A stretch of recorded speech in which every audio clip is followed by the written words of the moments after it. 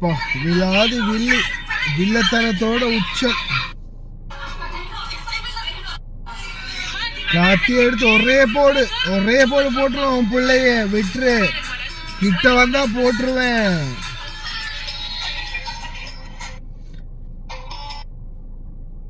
கெத்து காட்டிட்டா.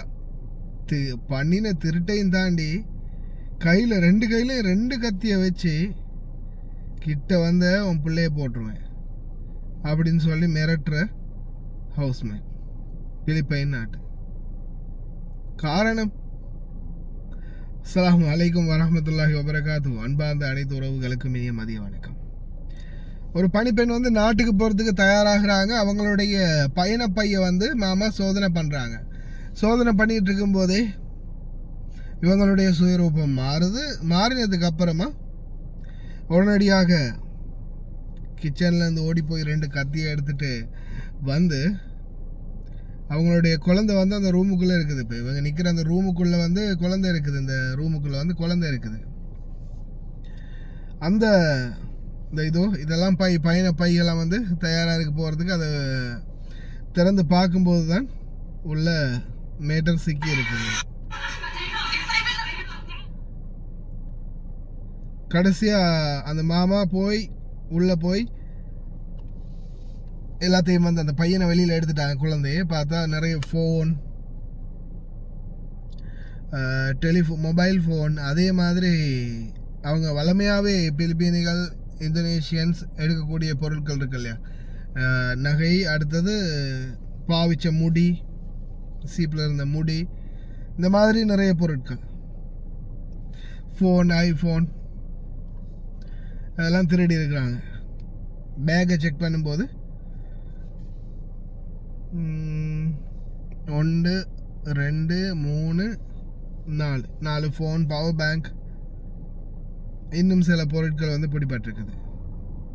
இப்போ இந்த திருட்டு பிடிபட்டதால தான் உடனே என்ன பண்ணுறாங்க, கிட்ட வராத, குத்திருவேன், கிட்ட வராத அப்படின்னா உள்ள அந்த பையன் இருக்கான், உள்ள சின்ன பையன் இருக்கான், கிட்ட போகிறாங்கல்ல, 2 கையிலையும் 2 கத்தி வச்சுட்டு, இல்லை போ, வெளியே போ அப்படின்னு கத்துறாங்க.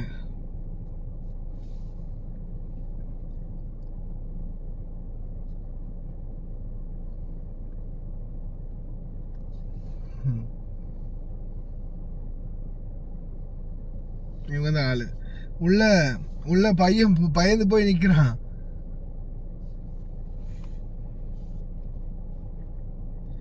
எங்கே போய் சொல்கிறதுன்னு தெரியல.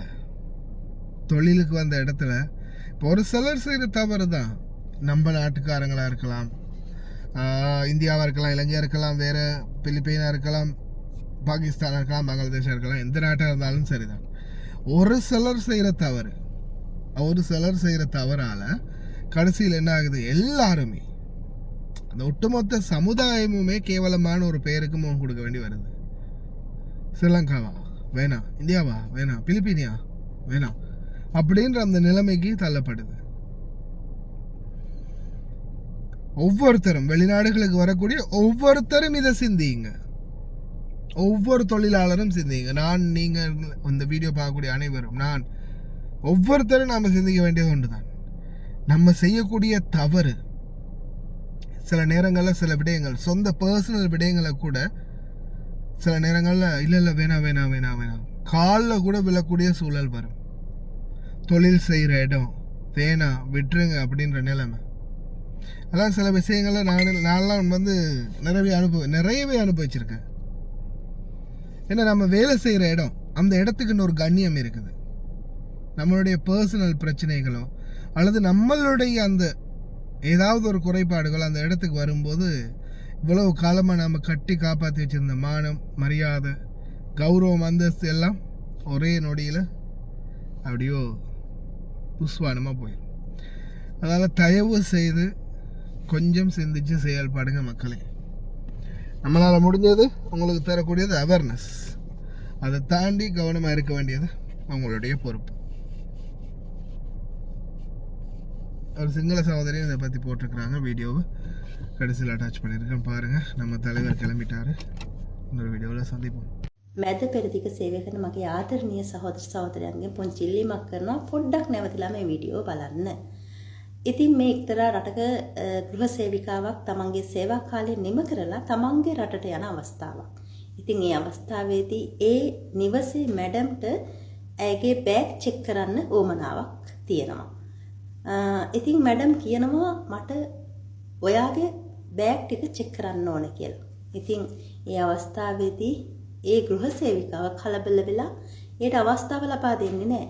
පිහි අරගෙන ඇය මේ විදිහට යහා නටනවා. ඉතින් කොහොම වුණත් අවසානයේදී මැඩම්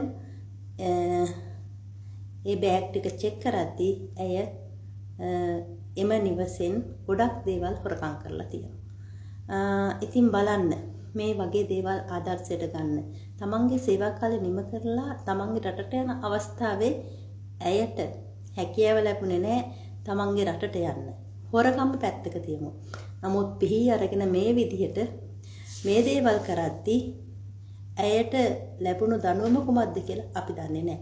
ඇයට අදටත් කුමක් සිදු වෙලාද කියන්නත් අපි දන්නේ නැහැ. ඉතින් කවදාවත් මේ වගේ පිස්සු වැඩ කරන්න එපා. මේ වගේ මෝඩ වැඩ කරන්න එපා.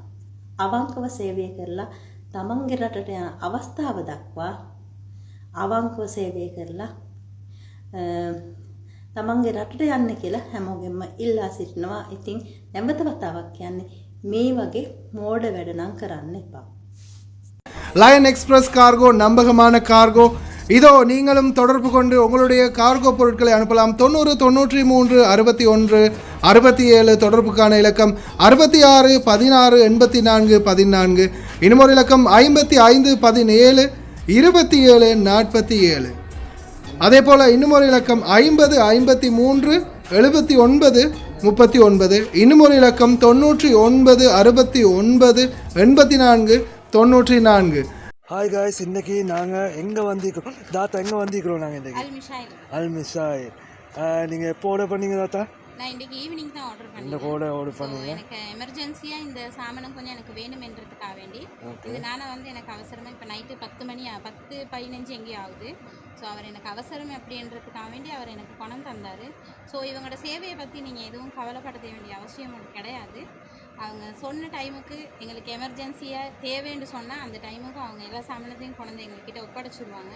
ஸோ கைஸ், நீங்களாக இருந்தாலும் தாராளமாக எந்த ஒரு பயமும் இல்லாமல் இவங்களோட கார்கோவாக இருக்கட்டும், கார்கோவும் இவங்க செய்கிறாங்க. ஸோ ஜெமியாவும் இவங்கள்கிட்ட இருக்குது, காகில் குக் சிட்டி ஒன்றும் இருக்குது. சாமானமும் நீங்கள் ஆர்டர் பண்ணலாம் தைரியமாக. எந்த ஒரு இதுவும் எதிர்பார்க்காம அவங்க சமூக சேவையை செஞ்சு முடிப்பாங்க. தேங்க்யூ ஸோ மச் தாத்தா. தேங்க்யூ. இந்த தாத்தாவோட ஆர்டர் வந்து இதுதான். நீங்களும் ஒரு 20 கேடிக்கு மேலே ஆர்டர் பண்ணிங்கன்னா நீங்கள் எங்கே இருந்தாலும் பிரச்சனை இல்லை, உங்களோட வீட்டுக்கே வந்து டெலிவரி பண்ணி தருவோம். இன்ஷா அல்லாஹ் இன்னொரு வீடியோவில் சந்திப்போம். தேங்க்யூ, பாய்.